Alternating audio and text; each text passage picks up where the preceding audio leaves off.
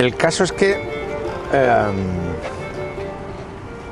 confieso que me interesa mucho la figura de este español aterrizado en Praga en unas circunstancias muy singulares y muy peculiares.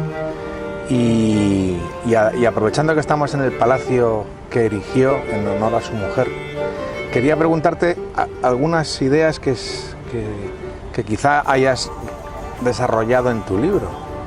Y es que siendo un español, y por tanto siendo un personaje desconocido para los habitantes de este reino, y siendo hermano de quien fue Carlos V, mi primera reflexión es: este hombre fue un títere de su hermano, aquí en Chequia, un apéndice para defender los intereses del Reino de España. ¿Aquí fue así? Bien, más que títere, yo diría que fue muy leal a la familia, a la casa de Habsburgo, lo que no quiere decir que se sometiera en todo. Es decir, no fue una marioneta de su hermano, tuvo vida propia, y eso se fue desarrollando a lo largo de su vida, donde fue cobrando protagonismo, ¿no? Hasta el punto de que las posturas de ambos hermanos, por ejemplo la cuestión religiosa, fueron tan divergentes que Carlos, el emperador Carlos V, decidió desaparecer de la escena porque le superaba, mientras que Fernando tuvo el cuajo de decir: bueno, yo aquí puedo seguir, yo soy capaz de entenderlo con estos sujetos, aunque discrepemos profundamente sobre religión, pero puedo entenderlo con ellos. Fernando, por ejemplo, no era nada partidario de guerrear, es decir, así como Carlos usó la arma, el ejército como instrumento político, ¿no? Fernando más bien era diplomático. Y siendo hermanos, tú me lo confirmarás o me desmentirás, creo que eran muy diferentes, ¿no? Yo creo que Carlos V tenía una sensación de tener una misión en la vida, de dominar Europa, dominar el mundo, y sin embargo Fernando era más español, en el sentido de que era un disfrutón de la vida. Yo diría que ambos tuvieron una formación similar. Ambos pasaron por Bélgica y ambos estuvieron un poco al cuidado de su tía Margarita. Y lo curioso es que fueron caracteres muy diferentes. Como dices tú, Fernando cultivó ese talante social, dicharachero, más le gustaba divertirse, le gustaba el jolgorio. Carlos era más ensimismado, un poco más taciturno, solía estar más solo. Cuando había reuniones de las dietas, o en fin, con los príncipes alemanes, Carlos habitualmente estaba él recogido y haciendo un poco a su rollo, mientras que el otro estaba divirtiéndose con los demás.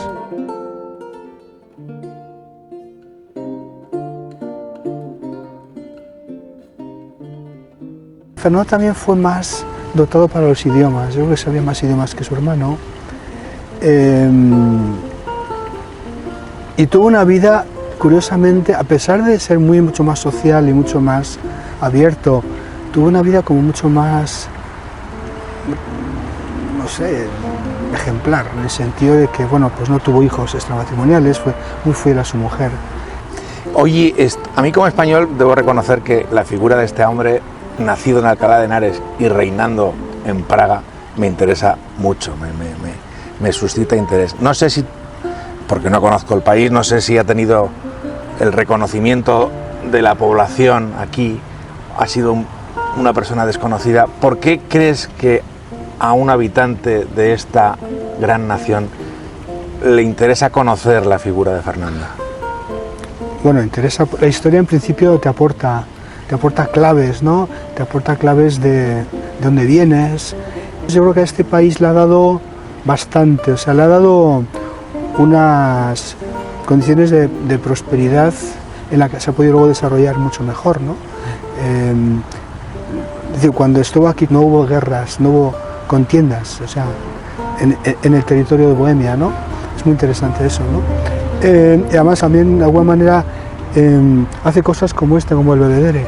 Es como un reencuentro con la cultura renacentista que está en boga en ese momento, o sea, con el espíritu humanista que es tan importante en Italia, en España, ¿no? Promovió el arte también aquí en la corte. Promovió el arte, promovió la música, creó un coro polifónico. Ah, qué bueno. Invirtió, por ejemplo, uno de los mejores órganos que había entonces en la Catedral de San Vito, ¿no? Gracias a él, ¿no? Tuvo un interés por esto, ¿no? Y en ese sentido, bueno, pues no se le ha reconocido quizás tanto como podría haber sido, ¿no? Hay razones políticas que no han facilitado esa comprensión de Fernando, y por eso, bueno, este trabajo en el que tratamos un poco de que se vea un poco mejor. ¿Tiene algo de homenaje entonces este libro a su figura? Bueno, tiene homenaje, más que homenaje, es un intento por justicia de ver quién era, ¿no? Porque no es que fuera criticado, es que fue ignorado, ¿no?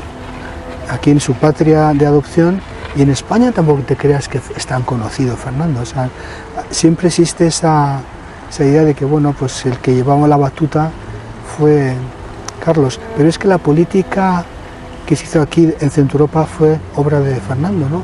La que al final de alguna manera se afirmó, y la línea de actuación básicamente, que fue, bueno, pues entenderse con la Reforma, entenderse con los protestantes, no estar peleando con ellos, sino entenderse con ellos, y eso dio sus frutos, que duda cabe.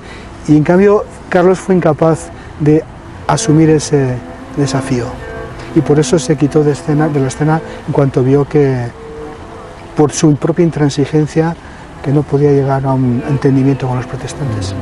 Debo decirte que los Fernandos solemos ser unos incomprendidos. En todo caso, fíjate que creo que hay un paralelismo entre los dos, y es que los dos fueron al principio unos extraños para sus habitantes. Carlos V llegó a España sin saber una palabra de español. No sé qué sabía Fernando del idioma de aquí, pero sí tengo una duda, y es, a lo largo de su reinado, Fernando consiguió llegar al corazón de sus súbditos. ¿Fue reconocido al final de su vida? Es una buena pregunta. Existen cronistas que hablan positivamente de él. La familia Dachinsky, que tiene una crónica muy interesante desde la ciudad de Kutna-Hora, que entonces era la segunda ciudad por importancia, ¿no? Y que hablan de él como una persona profunda, habladora pero no charlatana, ¿no? Muy trabajadora, una persona que también de alguna manera quizás era excesivamente generoso con sus servidores y súbditos, quizás recompensándoles demasiado en exceso, ¿no? Que alguno pudo aprovecharse de ello, ¿no? Pero sí, yo creo que existió esa visión positiva de él. Lo que ocurre es que en un momento dado surge aquí un conflicto, y entonces surge una pequeña insurrección, y estos insurrectos pues deciden apoyar a los sajones, que en ese momento están plantando cara a Carlos, y entonces ese movimiento de insurrección fue aplacado, pero curiosamente Fernando no castigó a muchos de ellos con pena de muerte, sino con penas económicas. Es decir, más que matar a los líderes, acabó aplicando pena de muerte a unos pocos, no eran muy relevantes, pero sí imponiendo multas para poder financiar sus guerras. Eso es muy progresista para la época. Con los musulmanes. Eso es muy progresista para su época. Era muy pragmático, y en ese sentido muy práctico. Sí, señor. Y me hace mucha ilusión que tengamos estos dos países una figura en común que nos une, porque la verdad es que nos separan muchos kilómetros y un continente de por medio. En el libro creo que hay varios capítulos abiertos a posibles ampliaciones. ¿Tiene recorrido el libro para un futuro? Bueno, hay un tema que a mí me interesa muchísimo, que es valorar un poco en su justa medida cuál fue el detonante que movió a Carlos a irse, desaparecer de esta escena. Es decir, no lo desarrollo en el libro, me quedo con las ganas, pero sí que hay un momento dado de que Carlos dice, basta ya, o sea, no aguanto esto más.